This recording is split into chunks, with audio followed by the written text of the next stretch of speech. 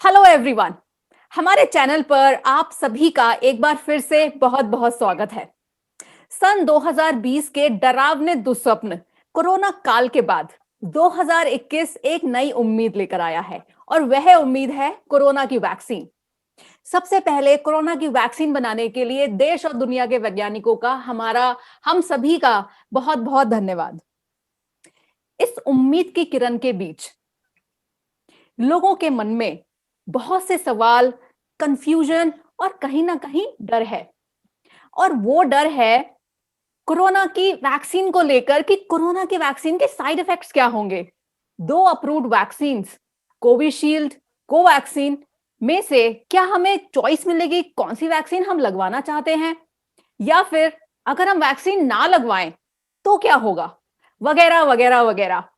इन सभी सवालों का जवाब देने के लिए आज हमारे साथ हैं doctor Manoj Grover. Doctor Manoj Grover public health physician हैं और हेल्थ सेक्टर में, स्पेशली वैक्सीन सेक्टर में, उन्हें 12 साल से ज्यादा का एक्सपीरियंस है। वे non profit organisations, central government, state government, medical industry के साथ काम करते हैं। वैक्सीन कॉन्फिडेंस को लेकर एक इंटरनेशनल इंडस्ट्री ग्रुप को को चेयर करना और रोटा वायरस के इंडिया के यूनिवर्सल टीकाकरण प्रोग्राम को लीड करना उनके कुछ सबसे बड़े प्रोजेक्ट्स रहे हैं। Thank you so much doctor Manoj for being with us. Thank you Neha ji, thank you very much for having me here. So मेरा सबसे पहला सवाल आपके लिए ये है, लोगों में इस वैक्सीन को लेकर, इसके साइड इफेक्ट्स को लेकर एक डर है। क्या हमारे व्यूअर्स से आप इसके बारे में कुछ कहना चाहेंगे?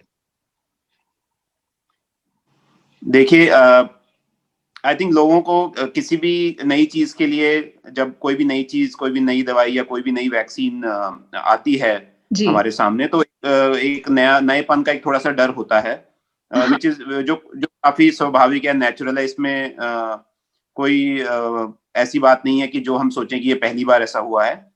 साथ साथ लोगों को ये भी याद रखना चाहिए कि ये एक ऐसी बीमारी है जिसके बारे में अभी बहुत कम हमें नॉलेज है। इसमें काफी लोगों की हेल्थ का, लाइफ का नुकसान भी हुआ है जी। और ये सबको दिमाग में रखते हुए आप सोचें कि आपके पास एक वैक्सीन आपके सामने है जो आपको इस बीमारी से बचा सकती है, और जिसमें ये नहीं है, ऐसा कोई गारंटी नहीं है कि साइड इफेक्ट नहीं हो सकता, लेकिन कोई भी साइड इफेक्ट इसमें कॉमन नहीं है।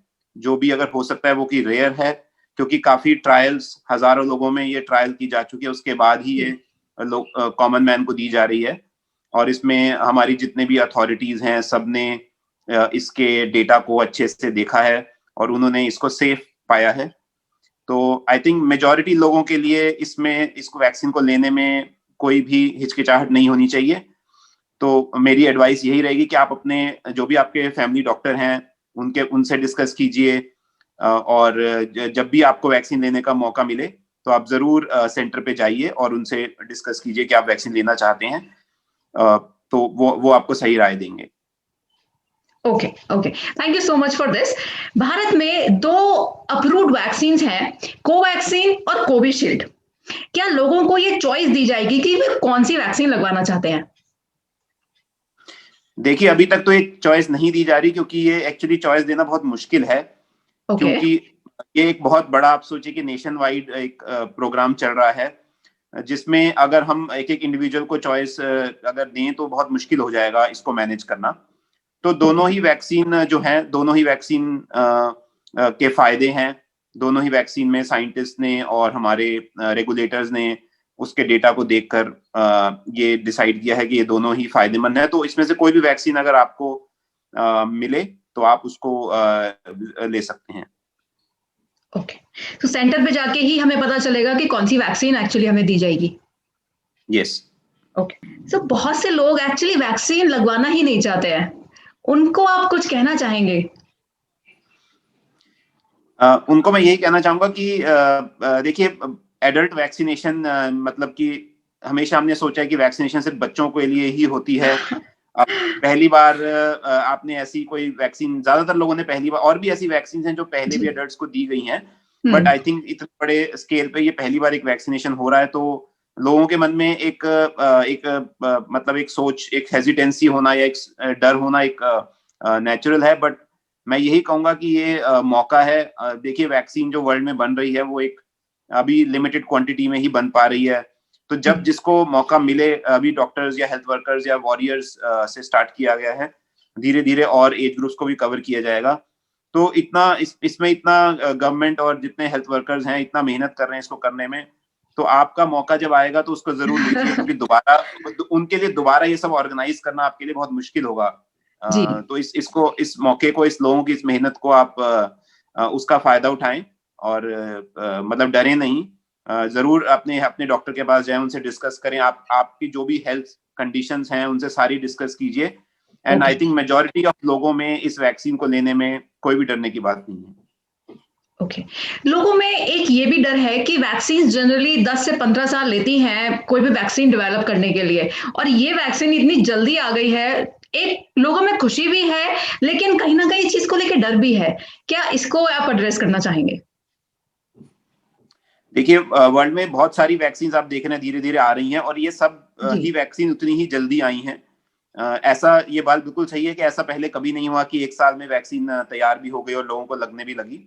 बट इसके पीछे भी आप ये समझिए कि जो वैक्सीन रिसर्चर्स हैं, साइंटिस्ट हैं और मैन्युफैक्चरर्स हैं, गवर्नमेंट है, इन सब ने मिलके एक ऐसा एफर्ट किया है कि जितने भी फेजेस होते हैं वो सबको पैरेलली कंडक्ट करके और इस सब ने इन सब लोगों ने एक रिस्क भी लिया, क्योंकि ऐसा हो सकता था ये वैक्सीन रिसर्च में फेल हो जाती, और फिर भी उन्होंने साथ ही साथ वैक्सीन की करोड़ों डोज बना के रख ली थी, क्योंकि वो चाह रहे थे कि जल्द से जल्द लोगों को ये वैक्सीन मिल सके। तो ये सब कोऑपरेशन और एक समझिए कि एक रिस्क भी लिया इन सब ऑर्गेनाइजेशंस ने, उसके बाद ये अचीव हो पाया। तो ये डेफिनेटली एक ऐतिहासिक आप कह सकते हैं कि माइलस्टोन है वैक्सीनेशन इकोसिस्टम और इस पूरे सेक्टर के लिए। लेकिन इसका मतलब ये नहीं है कि इसकी सेफ्टी जो है वो पहले वाली वैक्सीन से कुछ कम है, क्योंकि इसमें सारे ही जो प्रोसेस हैं वो पूरे किए गए हैं, और सब चीजों को देखकर ही इसको अलाउ किया गया है। तो इसमें डरिए मत कि ये जल्दी हुई है तो ये कोई खराब होगी, क्योंकि ये उतने ही हजारों लोगों में टेस्ट की गई है जितनी पहले की कोई और वैक्सीन टेस्ट की गई होगी। जी बिल्कुल, ऐसा देखा जाता है और लोगों के बीच में एक ऐसी धारणा है कि सभी लोग तभी सेफ रह सकते हैं जब सभी लोग वैक्सीनेटेड हों। तो गवर्नमेंट ने ये चॉइस दी है लोगों को कि वो वैक्सीन लगवाना चाहे या ना चाहे, वो उनके ऊपर निर्भर करता है। तो ये चॉइस देना आपको लगता है कि क्या सही होगा? मुझे लगता है चॉइस देना अच्छा ठीक रहेगा, क्योंकि लोगों के मन में देखिए वैसे ही इस पैंडेमिक में लोग परेशान हैं और तरह तरह के उनको लॉकडाउन और रिस्ट्रिक्शंस भी झेलनी पड़ रही हैं। डेफिनेटली इन सब में सबका फायदा है, बट फिर भी लोगों को परेशानियां भी हैं, और अगर हम एक चीज उन पे कंपलसरी कर दें जबकि अभी लोगों में पूरा कॉन्फिडेंस डेवलप नहीं हो पाया है, तो वो जब तक पूरा कॉन्फिडेंस नहीं होता वैसे भी कंपलसरी करके कोई फायदा नहीं होगा, क्योंकि धीरे धीरे लोगों को एजुकेट करेंगे तो मेरे को ये पूरी उम्मीद है कि लोग धीरे धीरे सभी लोग वैक्सीन लेने आ जाएंगे। और अगर हम इसमें कंपलसरी करेंगे तो हो सकता है कुछ लोग इससे डरें या इसमें कुछ जो भी उनके डर हैं वो बढ़ जाएंगे। ऐसे देखा गया है पास्ट में कि जब भी कोई मैंडेटरी आप प्रोग्राम करते हैं तो उसमें उसकी सक्सेस कोई जरूरी नहीं है, इनफैक्ट कई बार वो बैकफायर भी कर जाता है। कोई अगर वैक्सीन ही ना लगवाए तो उस पर क्या असर पड़ेगा, उस पर और उसके आसपास के लोगों पर?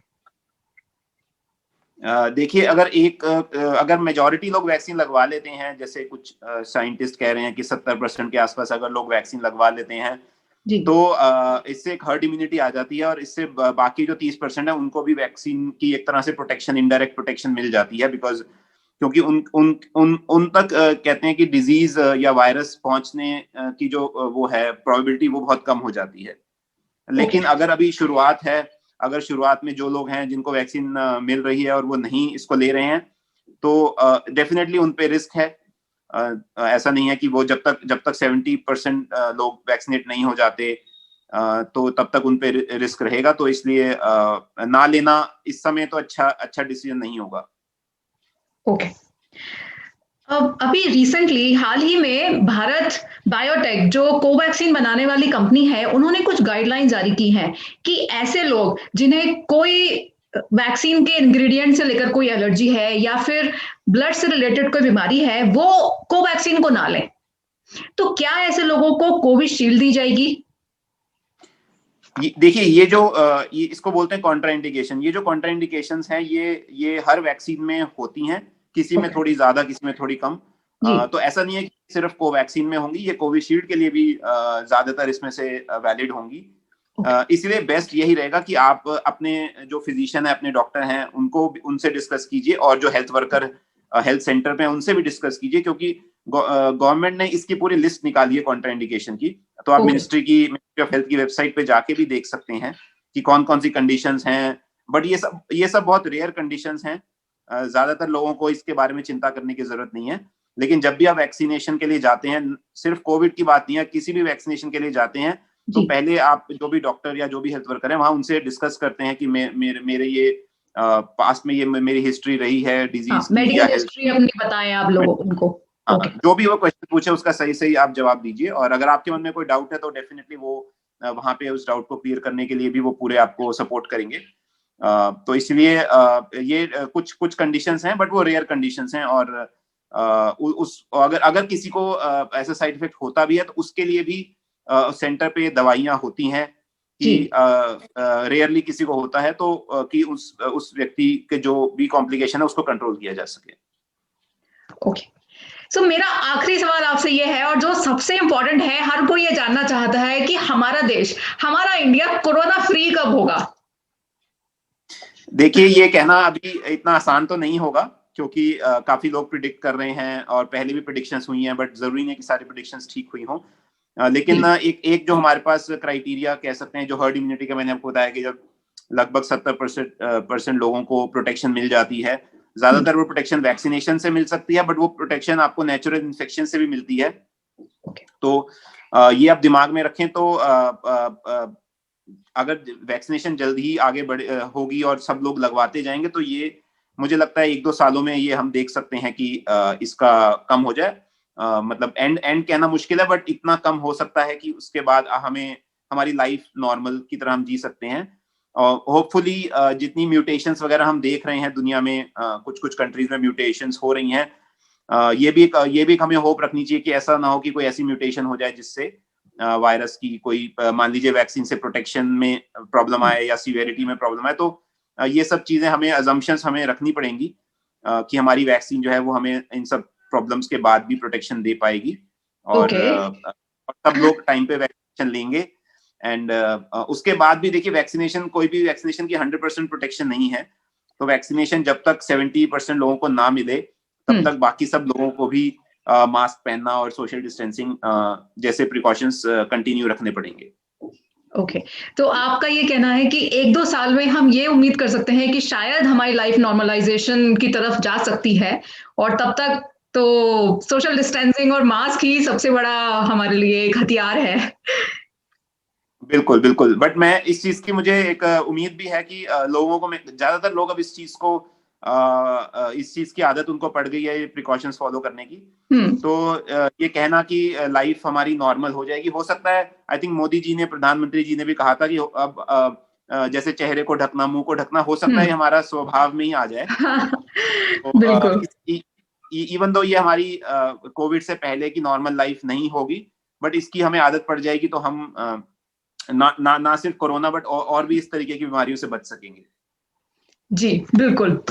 Thank you so much, Dr. Manoj Grover, for taking time out of your busy schedule and answering these important questions. हमारी पूरी टीम, थैंक यू। हमारी पूरी टीम अपने सभी व्यूअर्स के लिए ये कामना करती है कि 2021 आप सभी के लिए एक बेहतरीन साल साबित हो। इस वीडियो को ज्यादा से ज्यादा लोगों के साथ शेयर करें, ताकि वैक्सीन से जुड़ी सही जानकारी देश के लोगों तक पहुंचे। हमने पूरी कोशिश की है कि कोरोना वैक्सीन से जुड़े कुछ महत्वपूर्ण सवालों का जवाब देने की। कृपया कमेंट सेक्शन में हमें ये बताएं कि यह वीडियो देखने के बाद वैक्सीनेशन के बारे में अब आपकी क्या राय है। Thank you so much doctor Manoj. Thank you.